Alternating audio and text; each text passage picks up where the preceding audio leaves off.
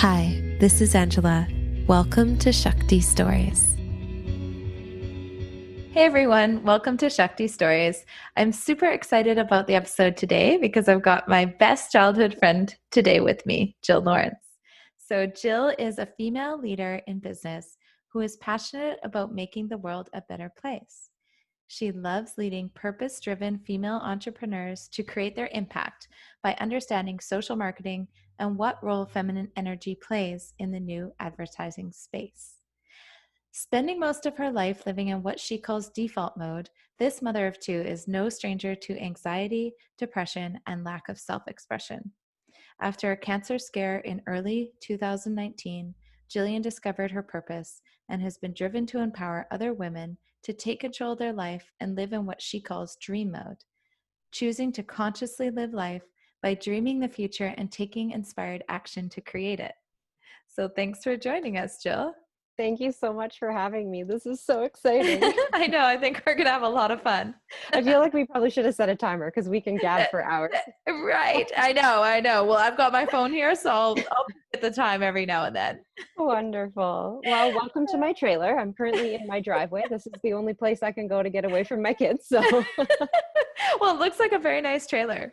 thank you. It's more fun when we're camping in it than when I'm working in it. But, this is the office for the time being. It's funny because as soon as you say camping, I have this memory of us about 10 years ago camping in Cowichan. And, we all had our little sleeping bags and our little tents. And then Jill comes up and she's got a full-on bed. It's like, what? Yeah, I remember that you were a bit more of a glamper than a camper. Yes, 100% glamper. Yeah. Okay, well, I'm super excited to dive into this. And the first question that's coming to mind for me is, to you, what is the difference between default mode and dream mode? What does that mean? And what does that mean in your life? Yes, that is an awesome question. So, for me, I'll start with default mode because that's where I spent the majority of my life. And default mode is more just this, these are the cards I've been dealt. So, this is the life I'm living. You're not really consciously choosing to do anything. You get up and you go to work because that's what you're supposed to do. We got married, we had kids, we bought a house, like we did all the things that it felt like we were supposed to do. And it's by no means that I regret any of it. We have an amazing life, but we didn't consciously plan any of it. It felt like it more just, these are the things that showed up. And so we just live life as I get up, I go to work, I come home, I make dinner, play with the kids, go to bed, do it all over again. And there's no real conscious decision making in it. I mean, there's big ones like, do we want to buy a house? Let's sit down and look at our finances. But there's not little ones like, how is my body feeling right now? Like, what do I really want to do with my time right now? And when you're living in dream mode, you're really more conscious of your own body, your own mind, exactly is happening in that running reel that is the subconscious that's constantly talking to us. Yeah. And when you're in default mode, that subconscious is in control.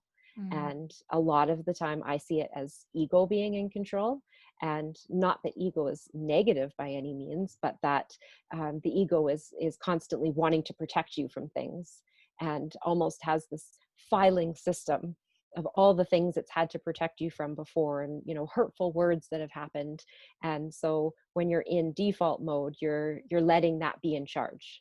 And you're maybe not taking as many risks or deciding to do as many new things because there's this filing system that's saying like, oh, you tried a new thing, when you were 15 and this is how you got hurt. So I'm just going to protect you by saying, don't try that new thing.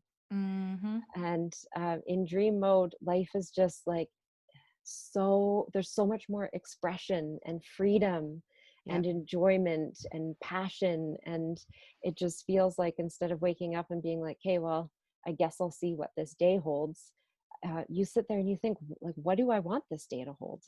There's an intention for this, and what do I want it to be? Because it's my life and my time, and I get to create what that is. And Love it. yeah, it's just like, I call it dream mode, not because you're like, fa la la, just, dreaming life, like living in a fantasy land. It's because you're consciously daydreaming. Like, what do I want in my life? What direction do I want my business to go in? Yes. And then taking inspired action to get there. Yeah. Well, I love it because as you've been speaking, I've been thinking about this sign that you made me for my wedding and Prasad and at our wedding saying, "Welcome to our waking dream." And it's in Yeah. the living room now. So I think Yes. I asked for those words, but it also just, yeah, it just shows me how, yeah, just like where we're on the same wavelength here. Absolutely. Yeah. Yeah, and it does feel like it is like a waking dream. And instead of feeling like I'm not in control and I just have to, um, deal with whatever life throws at me, like the cancer scare, for example. Yeah.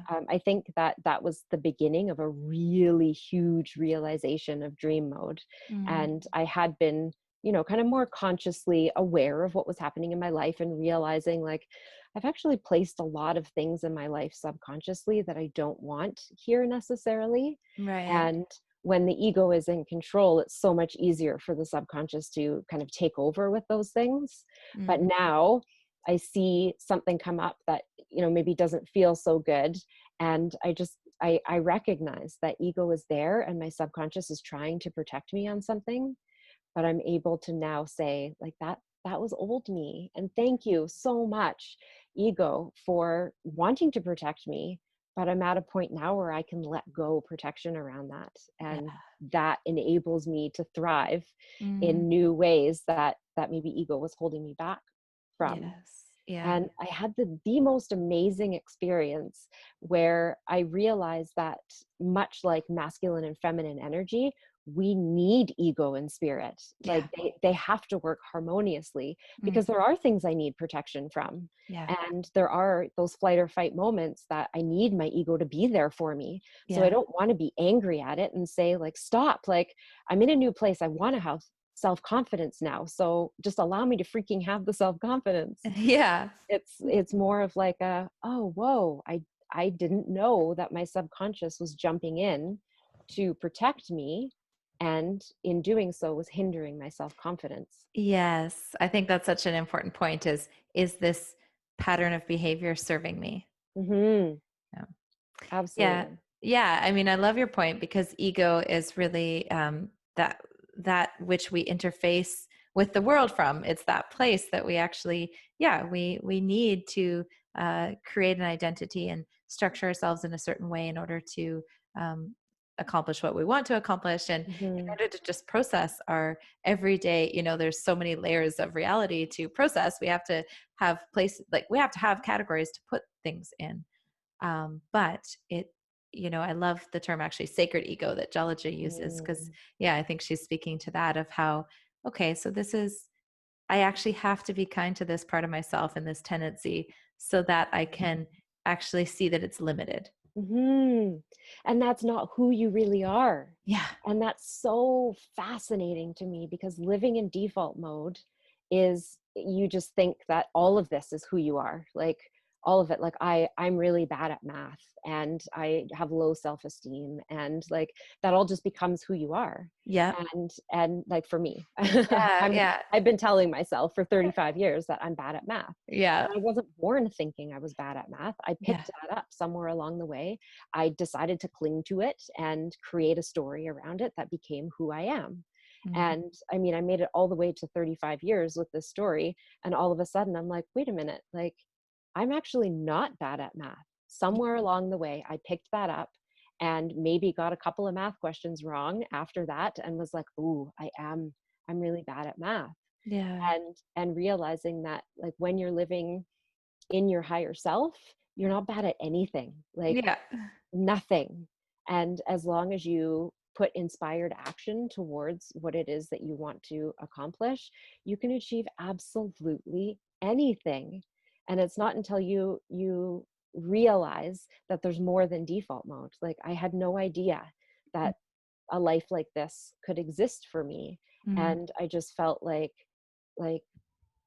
I would go on forever being like kind of happy, sometimes really happy, a lot of the time like, depressed or anxious about things. I spent a good probably 18 years on and off anxiety and depression medication. Yeah. And I felt like that was just what my life was.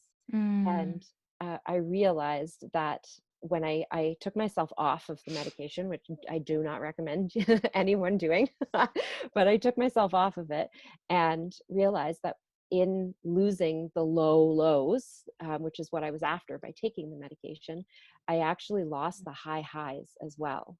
Yeah. And that they can often come together. And if you have the right tools to be able to embrace the low lows, then you can really celebrate the high highs and not like mask them with Mm, anything. yeah. I love that. I love that you're giving us this really raw, personal story, because I think so many people are going through these things. And it sounds like you have learned not to overly identify with those states. Hmm. Yes, absolutely. Mm, And I recognize that when I'm like that, that's not who I am. And that is me in a survival mechanism or in ego. And it's something that is trying to most likely protect me from something. But again, it's that recognizing that that's not who I am. And maybe I was once that person. yeah. But like I often find, I think, for example, the depression. Like after having my first child, it was like holy macaroni. Like Mm, nobody can prepare you for how difficult parenting can be. mm, And it doesn't matter how many books you read or who you talk to. Yes, people say it's hard. They say it's exhausting. But when you're going in with what I would consider like a pre-existing mental health illness, it's so overwhelming mm. and can be very debilitating that that's just who you identify yourself with. Yeah. And for me, perfectionism was a way of masking all of that. My Yeah. house is always clean. I bake with my children. We do tons of crafts. Mm, Pinterest, heck yeah, I'm there. We'll make that. Like yeah. I would have friends say to me, like, how do you make life look so perfect? Like I even recently had a girlfriend. We weren't talking for like a bunch of the summer just because we were so busy. And she said to me, like, how was your summer last year? And I was like, oh my goodness, it was so chaotic. Like there was all of these crazy things happening. I don't know how I made it through it. And she said, it's almost like when life gets like that for you, things get more perfect. Like it looks like you're perfect on the Mm, outside. yeah. And I had this massive realization that for me, I associate perfectionism with being loved and being Mm, valued.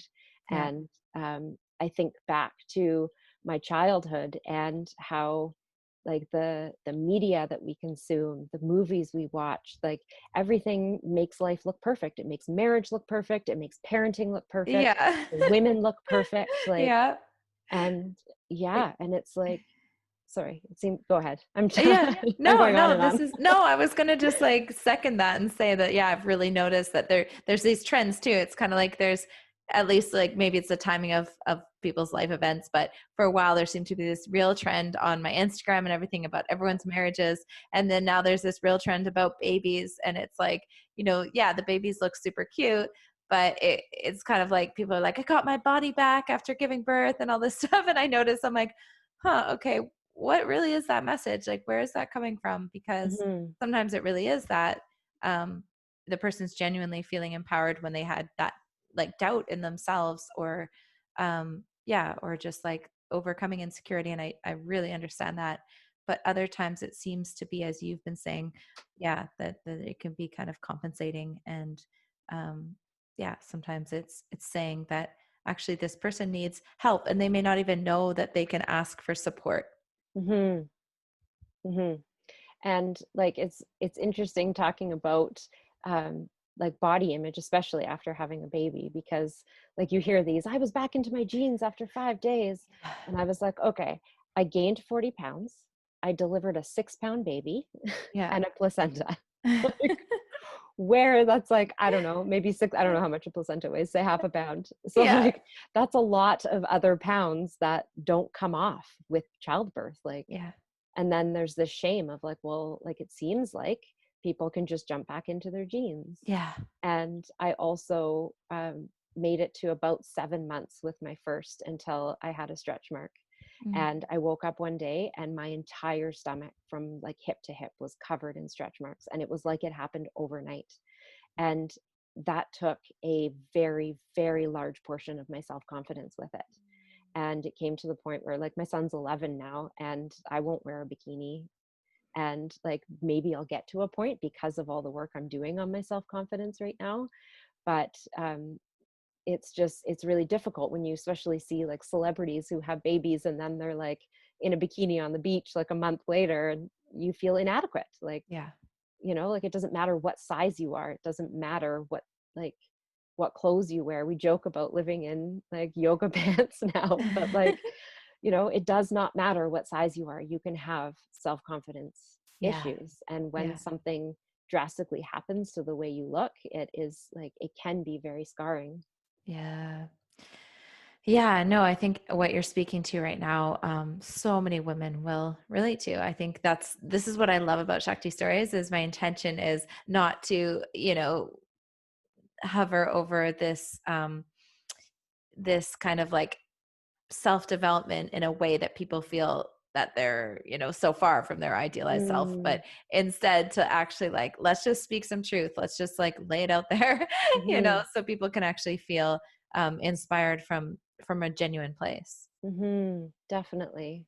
Yeah. And like, it has not been a huge portion of time that I've been living in dream mode. Like, the Mm, work started before the cancer scare, yeah. but in a less conscious way. Like, I was like, okay, this is very interesting. Like, I like being in control. I like exploring and learning about myself and all those different aspects. But I was still living in a very high stress of like, we're really busy. People would say, "How are you?" And I would say, "I'm busy," with like it was a badge of honor. I'm really Right. busy. My Yeah. business is growing. The kids are really busy. And Yeah. like, and it was like one activity to the next all day long. And there was Yeah. no space. I would like barely be able to make it to bed with having any energy left in my Mm, jar for the day. yeah. And often it meant that I was not giving anything to myself.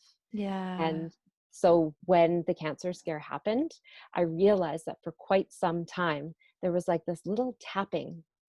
And it was like 100% my higher self. You can call it God, you can call it the universe, you can call it your intuition, your gut. To me, they're all the same thing. Um, it was a tapping of like, you need to go get a glass of water. You need to like eat something healthier. You need to have a nap. Like, and not Mm, need to in the like, this is what you should be doing, yeah. but like, I believe when you are taking care of yourself and putting yourself first, you are living your best life. Mm, Because every I won't say every, that's not right, because I'm not like fully consciously doing it every moment of the day. But when I am, I'm consciously asking myself, what do I need right now? And mm, so this tapping of like, you should drink more water or go get a glass of water, I would ignore. I just have to finish this last email and then I'll go get a glass of water. And then it mm, would be like 5 hours later and I realized I hadn't drank water for the day. yeah. And that perpetuated and perpetuated and perpetuated until I was on a hike with a girlfriend. And I got this random thought that to me was the beginning of me noticing all the messages and the beauty that the divine is trying to show us and trying to tell us. And it was total out of the blue. Her and I are having a conversation, nothing to do with this. And I hear this clear, when is your next PAP due? And I was like, oh, that's weird. I don't even know when I had my last one. I'll have to look into that. And then we just continue talking about what we were talking about. We get to the end of the hike. I go back to my vehicle and there's a missed call from the doctor. And they've left me a voicemail that says, you're due for your next PAP. Oh, wow. Yes. And so this is me like, this is interesting. Yeah.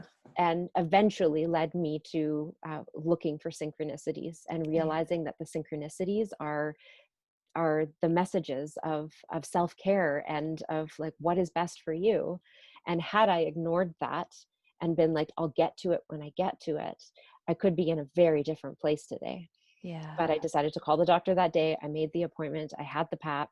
It came back inconclusive, and it's a long story. But basically, I had pre-cancer cells, and I never really understood when people say they caught it early, and I was like, what do you mean you caught it early? Like what is that? But there's actually stages of pre-cancer as well, Mm, and it depends on how many layers of tissue the cells are through. and they were through all 3 layers of my cervix. And I needed to have a procedure to have part of it cut out. Mm. And I just had this nagging feeling. I need a hysterectomy. I keep saying I need, that's not the right word, but like, Mm. I need a hysterectomy. And I'm like, ugh, like that's a big deal. They can just Yeah. cut out part of the cervix Yeah. and that'll be fine. And there was just this feeling, I need a hysterectomy. And I looked myself in the mirror and I said, okay, what is it? Do I need a hysterectomy? And there is something about staring yourself straight in the eyes and asking yourself a question like that. Mm. And it was without a doubt, a yes, an Mm. astounding yes. And Yeah. I was like, okay, I've had experiences in the past that I've followed these inklings and something amazing has happened. So I'm going to do it. I'm going to follow it. Mm. And I went to go book the appointment, and friends had said, you know, they had been in a similar situation and their doctor had said you don't need it. And mine was like, okay, here's, you know, it could be more risk getting the surgery than taking the chance of the cells, you know, being in different places. But if this is your body and if you want to do it, and I was like, okay, that was easier than I thought. Mm. And it was this crazy experience of trying to stay present in its pre-cancer. I don't need to have chemo. I don't need to have, Yeah. you know, go through the craziness of having cancer, and being grateful for that, but being so scared of the unknown. Mm. And like, what if it is in other places? And if it is, or if I don't have the hysterectomy, I'm going to worry until the end of time. And worry to me is its own virus. Worry is like stress, anxiety, depression. Like that Yep. stuff wreaks havoc on our Yeah. bodies. Yeah. And I was going to say long story short, but it's already a long story. So the end is I had the hysterectomy, and they found more cells. They thought they had got them all in that procedure of cutting out part of the cervix. Mm. I went on the wait list. I had the hysterectomy, and when they got the results from the hysterectomy, they said there was actually more cells further that we hadn't seen. Mm. And I was like, oh my word. Like, Well, yeah. yeah, it was like I get tingles just like. Yeah. Wow. It sounds like it confirmed that you'd made the right choice. And it was all in being in tune with myself, asking myself, Yeah. listening, watching for the answer. Yeah. And like leading up to that, there was a point where I questioned one time. I was like, really, like this seems extreme right before the surgery. This seems extreme. Is this what I really need to do? And why am I questioning it when for months I've been agreeing that this is good? Mm. And then I lost my brother to cancer in a very short, like days window. Wow. And I was like, whoa, like this is really serious. Like my intuition is telling me something. Yeah. Sorry. No, don't be sorry. Take your time. And I think that so often we live in default mode and we get these messages that we ignore. Mm.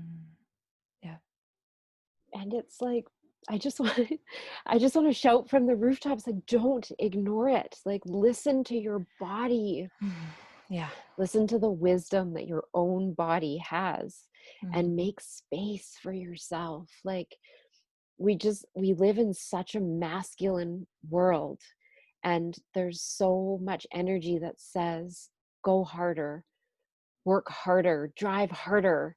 And there's a place for that. I mean, when I'm in masculine energy and I'm productive, I'm like, I can conquer anything. This is amazing.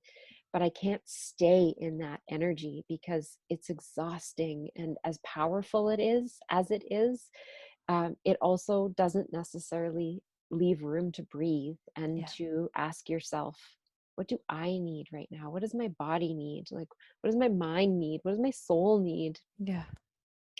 And I am so passionate about expressing this to other women, to say, like, we've been taught to live in this more masculine world. And it's okay to embrace femininity. And like, even with our moms, like your mom was always a lot more embracing of feminine energy and, Mm. you know, that than my mom was. And they were just doing their best, much Yeah. as we are. Like, there's nothing to blame on them for the way that they raised us. But in in our generation, we weren't taught to see yourself as beautiful and Mm. express your femininity. We were taught that, like, you can be pretty, but if you are sensual or Yeah. sexual in any way, Yeah. then you're just opening the doors for predators. Yeah. Awful things like you're a slut, or Mm. you'll maybe climb the corporate ladder, but because, like, what did you do to get there? Mm. Like, or you embraced massive masculine energy, and you were the type of woman who was like, do you know how hard I've worked to get here, and you're going to do as I say? And like, I don't resonate with either of those. I resonate with this balance of powerful masculine energy and powerful feminine energy that coexist Yes. together. And right. You're the perfect guest. Shakti stories.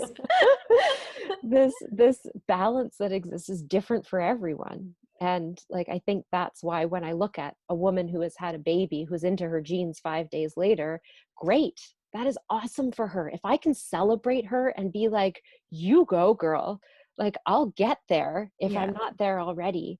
And that's how I am with my confidence. Like, I notice where my ego creeps in. And there was this interesting moment I shared with my daughter where she got a new bathing suit and she tried it on, and she was looking in the mirror and she goes, "This fits me perfect. I look so beautiful in this. If I were fatter, it wouldn't fit me properly. And if I were really skinny, it wouldn't fit me properly. I just love this. Like, I look so perfect." And I had this like moment of like almost discomfort where I'm like, oh no, is she going to be really conceited? Like, does she have overconfidence? And I wonder if in our childhood, like, that we were all born with confidence. Where did it go? Yeah. And like, I wonder if that was part of our childhood, that you didn't want to be the person who thought you were beautiful and Mm. thought you were going to make it and you were amazing at everything you did. Yeah. And if you were like that, then there were people who would put you in your place. Yeah. And I just, like, I sat there and I just listened to my daughter and I thought, I want her to have all the confidence in the world. Like, I want her to go out in the world thinking she's beautiful, because there's going to be enough people who have something to say about the way she looks or the way she acts, that she is the one who needs to see her own beauty. And that is the only thing that matters, is that Mm. we see our own beauty. And if we can't see that in ourselves, then how can we expect other people to see it? So true. That was a Mm. rant. That's Sorry. no, I'm loving it. I'm like, I love how you're weaving in these personal examples where you're able to just slow things down and go, oh, I notice I want to respond this way, but actually, like, wait a second, is this so bad that she's saying that she looks good? Like, wait Mm-hmm. a second, and it's like, yeah, I think it is really interesting what you were talking about with the different energies, because in a way, I think it's like every single woman is going to have a different experience of what the masculine and feminine have been for them. And this is always changing, we're always evolving these definitions as we evolve. Mm-hmm.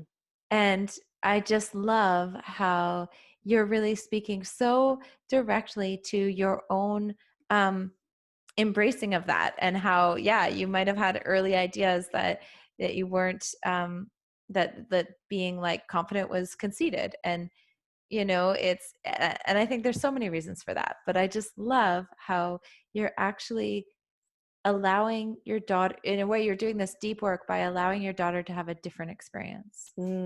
Yes, absolutely. And I believe that our children basically learn through osmosis. I was talking to a pregnant friend yesterday, and I didn't know this, but she was talking about how children, like, when you're pregnant, how they get the nutrients. And she was joking, well, she wasn't really joking, she wondered if it was because, like, your blood goes into them and gives them the nutrients. And so her and her husband looked it up, because he was like, well, the baby has its own blood, your blood is not like a transfusion. And so, in this is how she explained it, in the placenta, there's basically the mom's blood and the baby's blood, and they stay in their own pockets, but they intertwine, so that, Mm. like, the nutrients from the mom's blood goes through a membrane into the baby's blood, but the Wow. blood never touches. And that's how I see our children learn from us in the Mm. real world. They're watching, it's like osmosis. They're watching what we're doing, they're picking up on our mannerisms. And when she does things like, I go to take a picture and she's smiling and then she'll close her mouth. I mean, she's 8 years old. And I said to her, why did you close your mouth? Oh, I don't like my smile with my teeth, she said. Aw. Yeah, and she still has all her baby teeth, so her teeth are really small and they're all spaced apart. Like, I've never said anything to her about it, but somewhere along the lines she's picked up that she doesn't feel confident smiling. And I was like, where would that come from? And there's many different places, but one of them is me. Mhm. And like, I noticed that if my husband just pulls out the camera to take a photo, there's a chance he's going to post that. And like, what if I'm like, I have half an eye closed, or like a smear of makeup, or Mm. like it's going on the internet. So, and that's how I think Mm. many people are treating any photo that's taken, is going on the internet. So it has to be perfect. And Yeah. one, that's ridiculous, and two, it makes me be in check with my own confidence, because I don't want her picking up on me being like, oh, these stretch marks. And like, to Yeah. me, it's isolated to stretch marks, but to her, it could be anything. It could be she now decides when she's an adult that she doesn't want to have a baby because, it's going to alter her physical appearance Mm. afterwards. Like, I don't Yeah. know how that ripple is Yeah. going to be a wave when she grows up.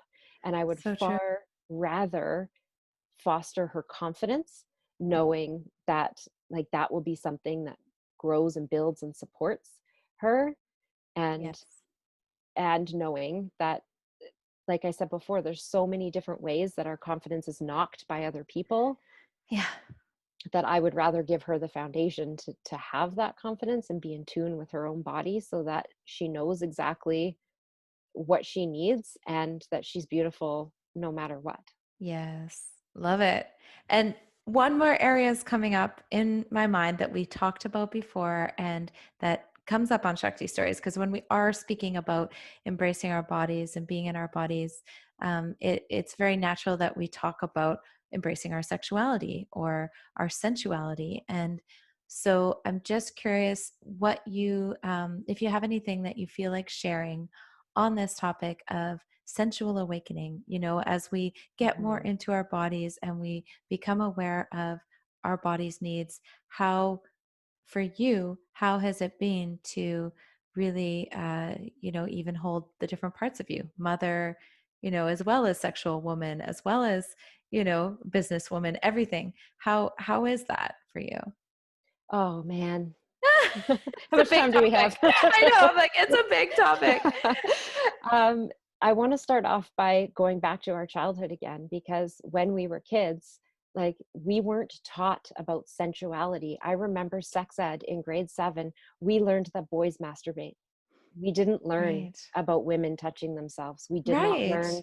In fact, it wasn't until I watched Gwyneth Paltrow's Goop Mm, episode on I loved that one. sensuality. Yeah. Oh man, So I was good. like, yes, we Yeah. don't even call our private parts the right names, is what I Mhm. learned, because we're not necessarily taught about sexuality as sensuality. We're taught sex ed. We're taught like the physical components of, these are the pieces. This is how a baby is made. It's very scientific, Yeah. and there's nothing around it that Yeah, is and it's pleasurable. preventative too. It's like, here's how not to Hmm. get, I think it was grade 7 when we had a class on Yeah. like, I think AIDS and, yeah, I think I remember learning about that, about like Hmm. STIs at that time they were called. And Hmm. it was It's like, fear based. yeah, it was like much more about prevention than anything to do with pleasure Hmm.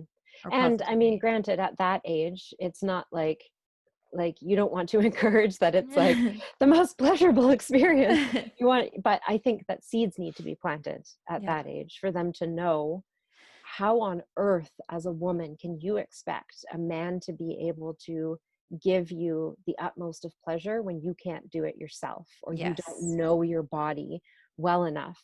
And so I clearly remember sitting with my mom learning about how babies are made when I was in grade 5, because she was pregnant with my Right. brother. Yeah. And so we were reading this book, and my stepdad walked in, and right when we were in the middle of it, and she said, I gave him this look of, you did that to my mom? I remember this. Yes, and that is it. It wasn't like it's this intimate experience that you can have with yourself.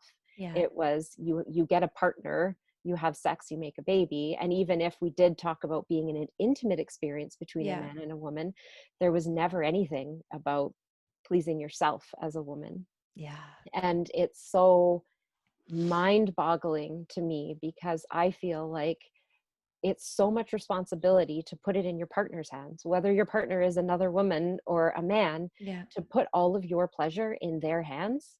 And like after having my first, I went through this trauma of childbirth that I thought was going to be a sensual, amazing experience. And Mm. when my mom had my brother, I was 11. So I remember the experience. And I remember her saying, your stepdad said to me afterwards, oh my goodness, like I can't believe that experience. I feel so connected to you. Mm. And I have so much more respect for your body and what a woman goes through in childbirth. And Right. I was like, wow, like that sounds incredible. And then I went through the experience myself and it was traumatic. It was that everything I felt was either, it felt gross, it felt painful, it felt shameful. And sex after childbirth, like it was basically non-existent. It was painful. I was so present to the tightness and anxiety I was experiencing. There was zero pleasure. Yeah. And it's interesting because after the hysterectomy, I'm finding very similar anxieties Yeah. and feeling like I have to be so present in my body to relax every muscle Yeah. just to have sex. Yeah. And that I'm back in that phase of it's not pleasurable and sensual to have sex with my husband, Yeah. which is like it's awful. And at first I found I was placing that blame on him, and like why can't he understand that this is what I'm going through? But Yeah. like he has no clue what's happening in my body. This is my Yeah. body. Yeah. And so I was super open and honest with him, and I just said like this is what I'm experiencing. And he's been so patient. And I called my doctor and I was like, this is what's happening. I want to see someone who specializes in sex therapy because I know what it does feel like when it feels amazing, and this is so far from that, and I Yeah. don't know what to do. And like I think that to me that's healthy. It's healthy to talk about it and to Yes. like I have I was going to say I have a close group of friends that I'll talk about it with, but this is And the rest of the world, you and the know. rest of the world, why not? Oh man. But again, it's that feminine energy. The masculine energy is it sounds, I don't mean it to sound negative, but it's that like push it down. You don't have to deal with it. Like just push through it and like it'll be fine. And to me, being so in tune with the feminine energy is no, I would like to work through it. I would like to experience it. I would like to understand it, and I would like to release it. And I know I can get there because first of all, I've done it before. I've gotten there again after childbirth. Yeah. And because this is mass amounts of vulnerability, I'm able to fully please myself right now. Like I can fully 100% please myself, but sex with my husband Hallelujah. is difficult and painful. Yeah. And I feel blessed that I have a very patient partner.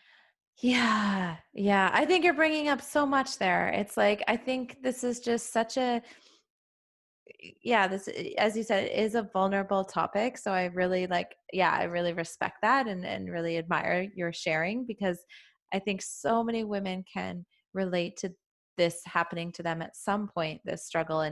And often, like sex therapy can be driven a bit in a way that's like looking for an outcome. And it's like, okay, they can feel even more pressure for some people. Mm. And so it's kind of like just a huge relief to just speak that truth. And I think for people to hear that truth, where the message is like, hey, just listen to your body. Hmm.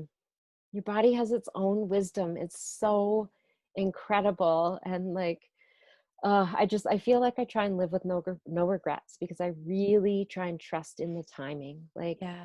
I believe God, the universe, like the divine, whatever we want to call it, the timing of everything is perfect. And I was meant to live all of that time in default mode so that I could be in dream mode now and be in this new headspace to be able to appreciate life so much more. But Mm, it's hard to not look yeah. back and be like, man, Yeah. I would have, like, I didn't know about self-pleasure. It wasn't Yeah. until I was in my mid-20s that I figured out anything to do with my own body down there. Like, it was Yeah. just like, we didn't talk about it. I didn't learn about it. It wasn't like Mhm. YouTube was around when we, well, I guess, Yeah. yeah, there is actually, like just tutorial kind of videos on YouTube, but like, it's Yeah, just, and there's Oh it's My God, interesting. Yes now, which is a great website for Oh, able to, cool. yeah, it has women like portraying what sharing what works for them, and it's quite cool. But yeah, I love that you're actually just saying that, it's changing. Mhm. It's absolutely changing. Yeah. And I think like the biggest piece of what I want to share is that one, there has to be a balance of feminine and masculine energy, Mm. and that balance looks different for everyone. And Yeah. that's why it's important for you to be in tune with your own body. Ask yourself, like, you can't answer the questions for me about my body, and Yeah. neither can my husband. It's up Yeah. to me to learn it and know it and communicate it so that I can experience the full joy and pleasure of it, of sex Yes. and of just life in general, of all Yeah. of the, yeah. Yeah, I think that the pleasure that we experience in life, if we do, you know, s- describe that as like sensual, feeling, really seeing the cherry blossom and really spending a moment to feel the sun on your skin. I Mhm. think that is it often correlates so strongly with how open you can be in your sexuality as well. Mhm. And I mean, they're not 100% correlated, but there's definitely some overlap there. Sometimes the bedroom can be like a microcosm for the rest of life. Oh, yes, Yeah. absolutely. I find that with business, like the Mm. business reflects my personal life. And Yes. when there are things that are going on in my personal life that I'm stuck with, they show up in my business. Yeah. And like that's another point of keeping yourself in balance. And like even for me this week, I worked way too hard. And my husband said, like, how do you feel? And I said, I'm out of balance. And he Mm. said, how do you know? And I said, I'm more irritable, I'm snappy, I'm tired, I'm not eating as well, I'm not drinking enough water, and I can notice all of these tiny things that are such an easy fix, and Mm. they're all just little tiny habits that create those really big waves. But when I'm out of balance in a situation of this week, I had way too much masculine energy. And again, it's not that it's bad, and it's not that it's male or female, because like speaking to the other side, when men show more feminine energy, it's often seen as a weakness. Mhm. And I think that is so unfair because that like it's a balance. The men Yeah. men have to have feminine energy as well. And when you see men who have a very, very strong, and women who have a very strong masculine energy dominance, it's a lot more about power, Yeah. and that can be a really good thing. Like there's so much empowerment that comes with power, Yeah. but when it's used out of balance, then it becomes more of power for personal gain than empowerment to be as awesome as I can be, to give to, the world, to others, to, shine my light. Yes. And Yes. I when I'm love in that. balance, my light is shining the brightest. Yeah. And I work with a coach on a regular basis, and she gave me this well-being tracker.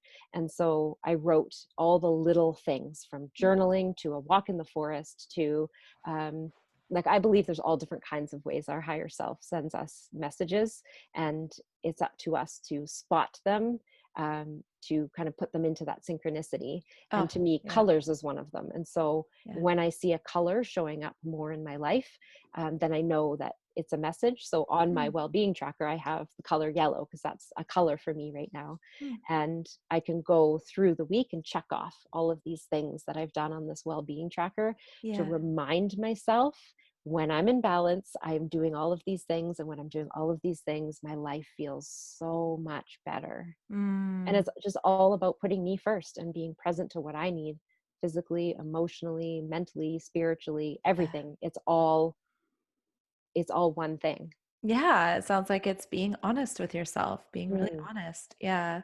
hmm. Oh, I I'm gonna have love a massive vulnerability hangover tomorrow.